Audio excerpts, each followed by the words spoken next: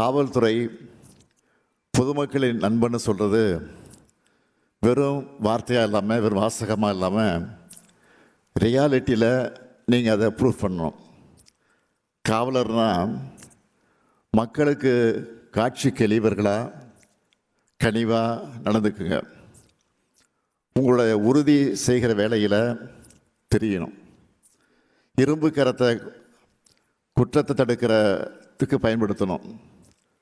புகார் கொடுக்க வரவங்கக்கிட்ட மரியாதை, புன்னகை, அக்கறை இவைகளெல்லாம் இருக்கணும். அந்த கேரக்டரை காட்டுங்க.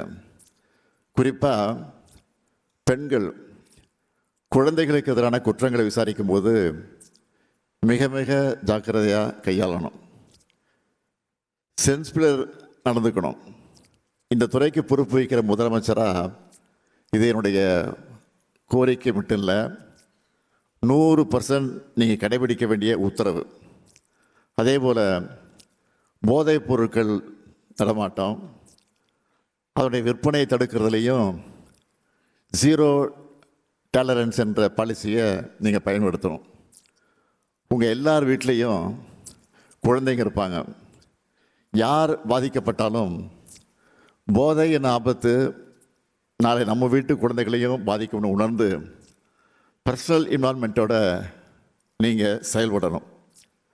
நான் இன்சார்ஜாக இருக்கக்கூடிய பகுதியில் என்னை மீறி ஒரு குற்ற சம்பவம் நடக்க விட மாட்டேன்னு நீங்கள் ஒவ்வொருத்தரும் உங்களுக்குள்ள ஒரு ரெசல்யூஷனை எடுத்துக்கணும். என்னடா வந்ததுலேருந்து மக்கள் நலனுக்காக மட்டும் சொல்கிறாரு, நம்ம நலனுக்கு எதுவும் இல்லைன்னு நீங்கள் நினைக்கிறது எனக்கு தெரியுது. மக்களை காக்கிற உங்களுக்காக ஏராளமான திட்டங்களை செயல்படுத்திக்கிட்டு இருக்கோம். அதில் சிலவற்றை மட்டும் நான் குறிப்பிட்டு சொல்லணும்னா, மக்கள் எல்லோரும் மகிழ்ச்சியாக இருக்க காரணமான காவலர்களாக நீங்கள் உங்கள் ஃபேமிலியோட டைம் ஸ்பெண்ட் பண்ணணும்னு வாரம் ஒரு நாள் ஓய்வு வழங்கப்படுது. காவலர்களுக்கு வழங்கப்படும் காப்பீட்டுத் தொகை 2 மடங்காக வழங்கப்பட்டு வருது. காவலர்களுக்கு மட்டும் இல்லாமல் அவங்களுடைய வாழ்க்கையை துணைக்கும் மெடிக்கல் செக்கப் பண்ணுறோம்.